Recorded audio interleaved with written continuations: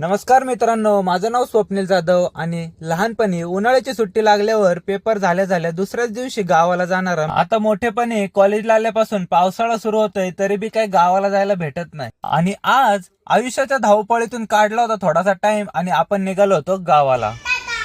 मग केलं होतं स्वरांशला टाटा आणि निघालो होतो गावाला.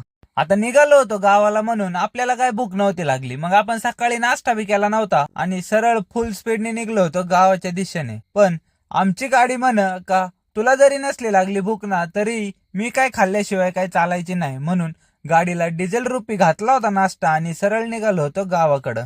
आणि म्हणलं चला गाडीला बी आज पोटभर नाश्ता घालूयात. आणि बघता बघता अगो बयो या गाडीने तर 4-5 हजाराचा नाश्ता केला की. आता गाडीला घातला होता पोटभर नाश्ता खाऊ. मग म्हटलंय चल आता तुला लोणावळ्याच्या घाटात चांगलीच पळीतो. आणि लोणावळ्याच्या घाटात जाता जाता शिवराच्या मंदिराचं घेतलं होतं दर्शन आणि मस्तपैकी खंडाळा आणि लोणावळ्याच्या घाटात